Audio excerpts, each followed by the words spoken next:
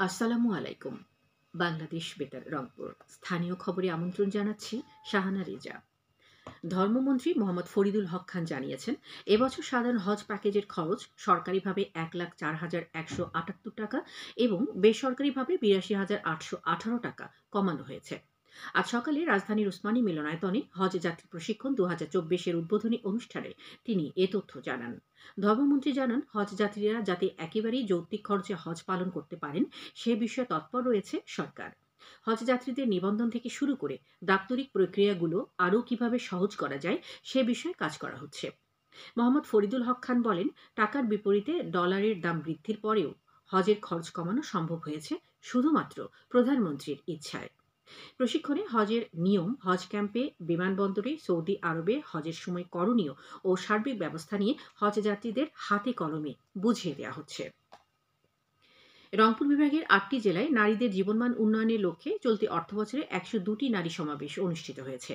এসব সমাবেশে স্মার্ট বাংলাদেশ বিনির্মাণে নারীর ভূমিকা, নারী শিক্ষার গুরুত্ব, নারীর ক্ষমতায়ন, নারীদের আত্মকর্মসংস্থানে প্রশিক্ষণের ভূমিকা, নারী উদ্যোক্তাদের সফলতার গল্প, বাল্যবিবাহ প্রতিরোধে করণীয় ও নারীদের জীবনমান উন্নয়নে সরকারের বহুমুখী উদ্যোগসহ সমসাময়িক বিভিন্ন বিষয় নিয়ে আলোচনা করা হয়।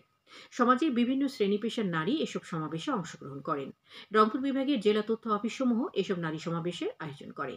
২০২৩-২৪ অর্থবছরে জেলা তথ্য অফিসসমূহ এ পর্যন্ত রংপুরে ২০, গাইবান্ধায় ১৫, পঞ্চগড়ে ১৩, দিনাজপুরে ১২, কুড়িগ্রামে ১২, নীলফামারীতে ১১, লালমনিরহাটে ১০ ও ঠাকুরগাঁয়ে ৯টি নারী সমাবেশের আয়োজন করে। তীব্র গরমে অতিষ্ঠ হয়ে পড়েছে ঢাকাসহ দেশের বিভিন্ন জেলার জনজীবন। আবহাওয়া অধিদপ্তর জানিয়েছে, রাজশাহী, পাবনা ও টাঙ্গাইল জেলাসহ খুলনা বিভাগের ওপর দিয়ে তীব্র তাপপ্রবাহ বয়ে যাচ্ছে। এছাড়া চাঁদপুর, মৌলভীবাজার ও ঢাকা জেলাসহ রাজশাহী বিভাগের কিছু অংশ এবং বরিশাল বিভাগের ওপর দিয়ে মৃদু থেকে মাঝারি তাপপ্রবাহ বইছে, তা আরও ৩ দিন থাকবে। এদিকে তীব্র গরমে শিশু ও বয়স্কদের স্বাস্থ্যের বিষয়ে সতর্কতা অবলম্বনের পরামর্শ দিয়েছেন চিকিৎসকগণ। টানা ২৬ দিন ছুটির পর আগামীকাল থেকে খুলছে দেশের সব স্তরের শিক্ষা প্রতিষ্ঠান। পবিত্র রমজান, ঈদ উল ফিতর ও পহেলা বৈশাখ সহ বেশ কয়েকটি ছুটি কাটিয়ে কাল থেকে আবার ক্লাসে ফিরছে শিক্ষার্থীরা। তবে শিক্ষা প্রতিষ্ঠান খুললেও তীব্র গরম থেকে রক্ষা করতে আপাতত অ্যাসেম্বলি বন্ধ রাখার নির্দেশ দিয়েছে প্রাথমিক ও গণশিক্ষা মন্ত্রণালয়। পল্লী অবকাঠামো উন্নয়ন প্রকল্পের আওতায় জয়পুরহাটের পাঁচবিবি উপজেলায় ২টি সড়ক উন্নয়নের কাজ এগিয়ে চলেছে। এজন্য ব্যয় করা হচ্ছে ১,৭৩,০০,০০০ টাকা। প্রকল্পের আওতায় উপজেলার রাধানগর মন্দির থেকে ভগবানপুর রেলগেট এবং খানগাঁয়ের হাট থেকে উচনা সড়কের ১.৫ কিলোমিটারের বেশি অংশ উন্নয়ন কাজ করা হচ্ছে। স্থানীয় সরকার প্রকৌশল অধিদপ্তরের তত্ত্বাবধানে আগামী অক্টোবর মাস নাগাদ প্রকল্প দুটির কাজ শেষ হওয়ার কথা রয়েছে। এদিকে কুড়িগ্রামের রৌমারী উপজেলায় ২টি সেতু নির্মাণের কাজ শেষ হয়েছে। গ্রামীণ রাস্তায় সেতু কালভার্ট নির্মাণ প্রকল্পের আওতায় এজন্য ব্যয় করা হয় ১,৪০,০০,০০০ বেশি টাকা। প্রকল্পের আওতায় উপজেলার দাঁতভাঙ্গা থেকে বগারচর সড়কে একটি এবং কোমরভাঙ্গি ভিটাপাড়া থেকে জামাইপাড়া বেড়িবাঁধ সড়কে অপর সেতুটি নির্মাণ করা হয়। দুর্যোগ ব্যবস্থাপনা অধিদপ্তর প্রকল্প দুটি বাস্তবায়ন করে। এখন শুনুন কৃষি সংবাদ। জয়পুরহাট জেলার বিস্তীর্ণ এলাকা জুড়ে বোরো ধানের ক্ষেত এখন সবুজ রং ধারণ করেছে। কোথাও কোথাও ধানের শীষে হাল ধরেছে, আবার কিছু এলাকায় পাত ধরেছে। কোথাও ধানের শীষ বের হওয়ার পথে রয়েছে। সেজেছে যেন এক নতুন রূপে।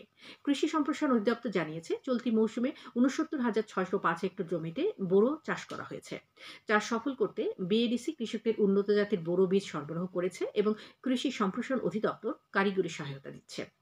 এবারে জেলায় ৬৯,৭২৫ হেক্টর জমিতে বোরো চাষের লক্ষ্যমাত্রা নির্ধারণ করা হয় এবং চাল উৎপাদনের লক্ষ্যমাত্রা ধরা হয়েছে প্রায় ৩ lakh metric ton.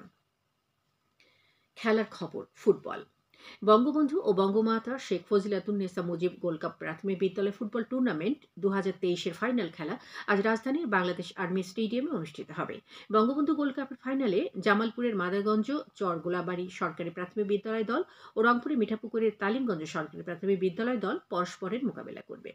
Bangamata gold কাপের ফাইনালে ব্রাহ্মণবাড়িয়ার বাঞ্চারামপুর মডেল সরকারি প্রাথমিক বিদ্যালয় দল ও লালমনিরহাটের পাটগ্রাম টেপুরগাড়ি বিকে সরকারি প্রাথমিক বিদ্যালয় দল একে অন্যের মুখোমুখি হবে।